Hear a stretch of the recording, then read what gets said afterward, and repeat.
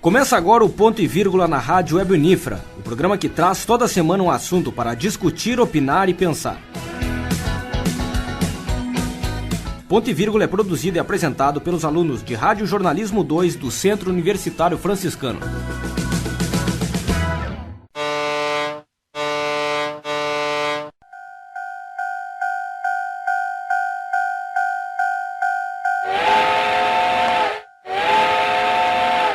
Meu monumento, estradas e trilhos, minha saudade, este tempo que vai, estes cerritos, estes montes me guardam e ainda guardam se um dia eu voltar para ti.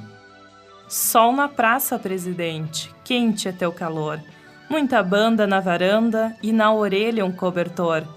Tanta vida diferente, tanta gente vem e vai, incerteza de quem entra, mas saudade de quem sai. Tchau na estação quem ainda não deu, não entendeu quem lá vai quem já vem. Triste é sentir virar som de saudade quando vai longe o apito do trem. Esses versos de Beto Pires embalaram e ainda embalam as viagens, os sonhos, as saudades que passaram por Santa Maria. E por isso faz com que muitas pessoas, mesmo não morando mais aqui, se identifiquem com a cidade, como o jornalista Marcelo Canelas. Me criei aqui, vivi aqui e me reconheço na cidade. E porque eu me reconheço aqui, eu quero que a cara da cidade seja reforçada. Acho que essa relação identitária dos moradores com a cidade é fundamental, inclusive, para a preservação da autoestima da cidade, né? Por isso que é tão importante a recuperação da sua memória e a defesa dos seus espaços públicos.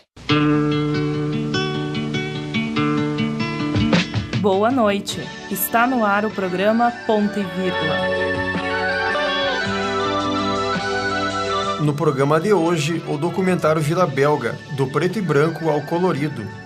Resgate das histórias dos moradores da Vila Belga.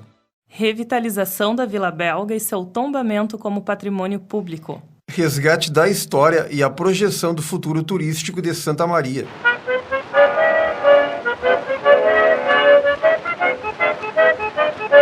Se antes as viagens eram essencialmente de trem, hoje os meios de transporte são variados.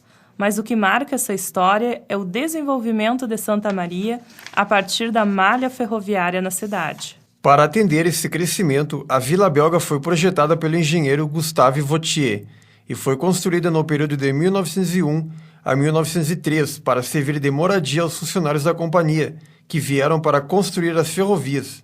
Mesmo sendo construída por uma empresa ferroviária, a Vila Belga não se configura como uma tradicional vila operária, mas sim como uma continuação de Santa Maria. E a organização de moradores continua até hoje, com a Associação de Moradores da Vila Belga, como relata sua presidente atual, Idalina Mirasso. A nossa associação ela foi fundada aqui em 1996, e nós achamos a necessidade da formação exatamente porque é por causa do tombamento, né? Então, isso havia uma necessidade de uma união dos moradores para buscar essa vantagem, né, da gente ter a prioridade de comprar os imóveis. E eis aí que foi o início da Associação dos Moradores. A ideia de morar em Santa Maria, a partir desse polo de desenvolvimento ferroviário, foi a motivação de muitas famílias, como a dos descendentes de Evelyn Russowski. Os meus avós eram da colônia de Philipson e quando resolveram os judeus a vir para Santa Maria, em função das intempéries de Itaara, eles vieram para o comércio e escolheram este local, no caso em Santa Maria, em função que eles queriam fazer comércio e estava muito próximo da aviação férrea, onde todo o entroncamento, digamos, central do estado traria os clientes para cá. Foi fundada há mais ou menos 80 anos atrás, como um grande, o que eu diria hoje, um grande armazém. Vendia de tudo, exceto comestíveis.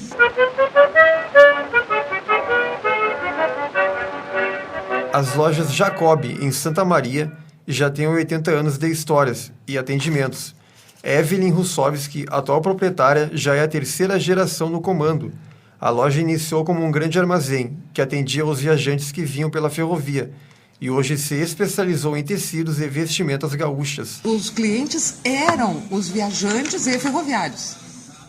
Eu diria que 99% pela história eram estes clientes. Para que os viajantes se sentissem acolhidos por Santa Maria, outro setor do comércio que cresceu durante aquelas décadas foi o hoteleiro.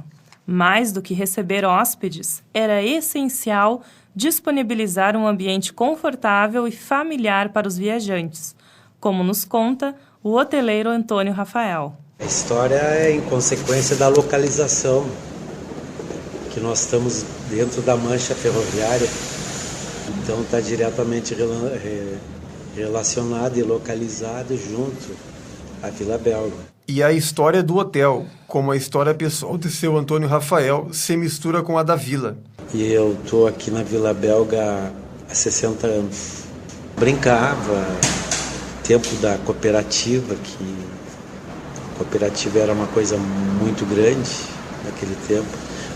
Eu acompanhei todo o apogeu da ferrovia e toda a decadência, que foi muito doloroso. E agora está numa nova fase, né? Em função da melhoria que a prefeitura fez na Avenida Rio Branco, do resgate que estão fazendo da Avenida Rio Branco. Muitos prédios novos estão sendo construídos na Rio Branco. Isso aí tudo está revitalizando a avenida. Cidades têm manias, trejeitos, cacoetes, afirma o jornalista Marcelo Canelas. E com tantas facetas e lembranças que os moradores, vizinhos e visitantes têm da Vila Belga, percebem o quão bela é a nossa cidade e como deixa boas lembranças nas pessoas. Santa Maria é uma cidade de alegria, uma cidade de cucarejada, uma cidade que recebe, uma cidade anfitriã, uma cidade que reúne sonhos de pessoas que querem projetar a sua vida. Hoje, a Vila Belga é considerada patrimônio histórico e cultural do município, sancionada pela Lei Municipal número 2983/88, de 6 de janeiro de 1988. O vice-presidente do Instituto de Planejamento, INPLAN, de Santa Maria, Fábio Vasconcelos, conta que na época da revitalização da Vila Belga, em 2010, atuava como superintendente de programas e projetos culturais na Prefeitura de Santa Maria. Ele explica como que se deram os trâmites para conservar esse patrimônio. Na época, no ano de 2010, nós procuramos produzir esse projeto de revitalização com base na proposta da AkzoNobel, que seria o Tudo de Cor para Santa Maria. Isso foi qualificado na época pela empresa, a empresa qualificou e nos contemplou com as tintas que iriam ser necessárias para a revitalização de todas as 84 casas da Vila Belga, né? Isso coincidiu paralelamente com a melhoria da infraestrutura da Vila Belga, que já estava sendo alvo de um recurso do Ministério do Turismo. Então, funcionou dessa forma. Houve uma coordenação por parte da Secretaria de Cultura do Município da Cultura, que coordenou todo esse processo de pintura junto com os moradores e os militares. De acordo com Fábio Vasconcelos, o projeto foi um traçado histórico que levou 2 anos para ser construído, de 2010 a 2012, um processo de longo prazo que contemplou 84 casas com cores. A pintura foi realizada com a ajuda de alguns moradores. Não foram todos que se envolveram, conforme recorda Vasconcelos, mas os moradores puderam escolher a cor de suas moradias. Essa pintura também contou com a participação do poder público e com o apoio do projeto Soldado Cidadão. E hoje temos um novo olhar para a Vila Belga. Na arquitetura, basicamente, o visual, né, o conjunto arquitetônico ganha uma nova roupagem, né? Objetivamente, revitalizar, dar uma nova vida, como o próprio nome diz, não é restaurar, né? Não houve um processo pleno de restauração da Vila Belga, mas a revitalização da pintura, ela traz um novo entendimento e uma nova experiência para com o espaço público, né? É óbvio que aquela pintura que hoje está na Vila Belga colorida, ela não tem nenhuma aproximação e nenhuma referência a uma pintura do início da Vila Belga, há 111 anos atrás. Até porque, quando a Vila Belga foi construída, as casas eram cinzas, elas não tinham pintura, elas eram casas com um tipo de revestimento arenoso, que tinha uma tonalidade cinza, acinzentada, e a rua era uma rua também, que o pavimento na verdade não existia. E os pontos positivos dessa revitalização são ainda mais importantes, inclusive a união de diferentes forças para realizar o trabalho de pintura e limpeza. Por exemplo, como nos conta o morador Valmir Francisco Tavares. Foi justamente na minha presidência que, quando foi feita toda essa revitalização e que houve esse projeto com o escritório da cidade, com a Secretaria de Turismo, Secretaria de Cultura do município, houve um trabalho conjunto e é onde foram feitos uns projetos de revitalização para todas as casas, né? E a Coral associou-se com nós, a Coral Tintas, e através da Falk Tintas, que tem representação aqui em Santa Maria, doou todas as tintas para a restauração das casas. Na verdade, eles doaram as tintas, mas cabia a cada morador fazer a restauração do reboco principal, daqueles que estavam, as partes que estavam estragadas. Então era competência do morador. Com o objetivo de preservar a revitalização da Vila Belga e dessa parte da história da cidade, em 2005 foi criada uma cartilha para o morador preservar esse patrimônio. A ideia foi incentivar o cuidado com a preservação. Desenvolvendo de lá para cá a ideia de como o morador poderia preservar o patrimônio, né? Manter o patrimônio.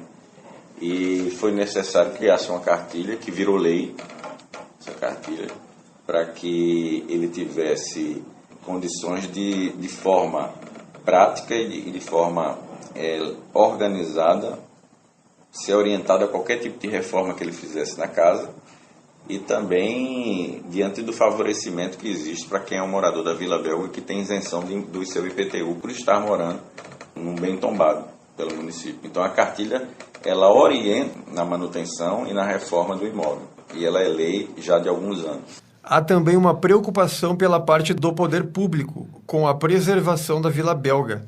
A preocupação que se tem com o que se conseguiu com a Vila Belga até aqui é muito maior no que tange a manutenção. Até porque há uma necessidade de reformular essa cartilha, que já tem um certo tempo, né, para pedagogicamente orientar os moradores que estão lá. E nessa nova fase de olhar da Vila Belga, algo que se pensa na ideia de tornar-se um polo de visitação turística mais efetivo, onde dentro desse raciocínio, dentro dessa ideia de tornar-se um polo turístico mais frequentado, ou seja, que ser um centro atrator turístico, criar uma humanização maior, não ser apenas a Vila Belga não se caracterizar apenas por uma vila de moradores herdeiros da ferrovia, mas também, quem sabe, algumas casas não se tornarem bistrôs, casas de artesanato, assim como em alguns lugares do Brasil você tem lugares tombados desse mesmo formato, em que o turista possa ir visitá-lo e ali ele ter algum entretenimento além da visitação do espaço urbano. A Vila Belga também é um futuro cartão postal ao empreendedorismo turístico, conforme nos explicou Fábio Vasconcelos. Já era um cartão postal, né? Já tem a sua importância histórica, devido a toda a importância dessa mancha ferroviária, a história da ferrovia em Santa Maria.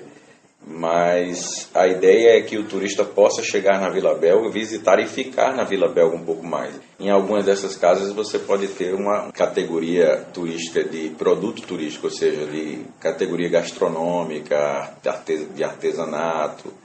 E isso daí é possível ainda, é possível fazer isso. Acreditamos que a Vila Belga, com o passar dos anos, ela vai naturalmente seguir esse caminho, até pelo fato de que hoje já não são tantos os moradores da Vila Belga que são herdeiros dessa história da ferrovia.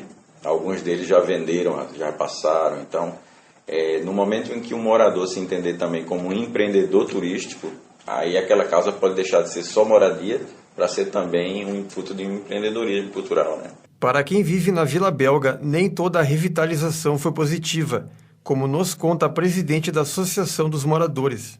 Nosso maior problema aqui na revitalização é o escoamento da água pluvial, porque a gente não tem a saída da água, ela sai na calçada ou ela sai diretamente, principalmente as casas da Manuel Ribas, ela sai direto no alicerce das casas.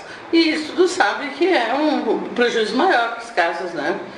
Então, eu acredito que nessa revitalização a gente esperava que fosse primeiro arrumado a parte subterrânea, né, a questão de esgoto e de entrada e saída de água, toda a questão de canalização e depois a troca das calçadas. Mas os pontos positivos foram maiores. A própria questão do tombamento da vila como patrimônio histórico é uma forma de mantermos nossa cultura. Para o arquiteto Francisco Queruz, as políticas públicas de preservação devem continuar. Eu acho que as políticas de preservação elas são essenciais. Isso eu acho que é o ponto de partida, né? Eu lembro de um slogan do governo estadual da década de 80 que dizia que povo sem história é povo sem memória. Eu acho que os edifícios que são esses testemunhos, o patrimônio em si, na verdade, ele pode ser material e imaterial. A importância e a beleza da revitalização da Vila Belga é mais do que uma imagem visual. É também o reconhecimento dos santamarienses como pertencentes desse lugar em que cresceram e vivem. É passar adiante um legado cultural e social.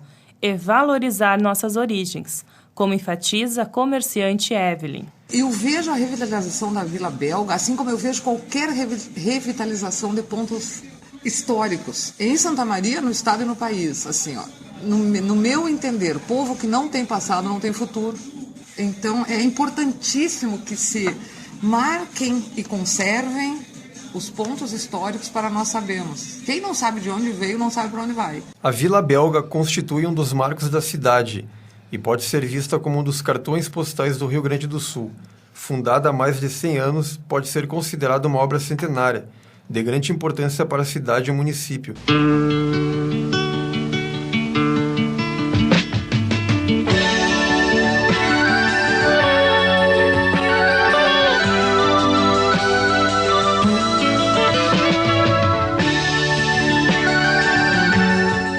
O programa Ponto e Vírgula fica por aqui. No programa de hoje, destacamos o resgate das histórias dos moradores da Vila Belga. A revitalização da Vila Belga e seu tombamento como patrimônio público. E o resgate da história e a projeção do futuro turístico de Santa Maria. O documentário Vila Belga, do preto e branco ao colorido, teve produção de Rafael Deben, Luana Jensen e Tiele Abreu. A apresentação de Luana Jensen e Rafael Deben. Na Central Técnica, Clenilson Oliveira. Orientação da professora Áurea Evelise Fonseca. Obrigado por sua audiência. Até a próxima edição do Ponto e Vírgula. Tanta vida diferente, tanta gente vem e vai. Incerteza de quem entra, uma saudade de quem sai.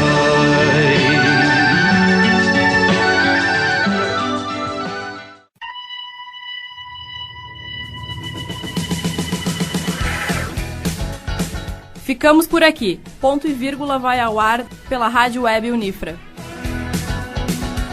O Ponto e Vírgula é produzido e apresentado pelos alunos de Rádio Jornalismo 2 do Centro Universitário Franciscano.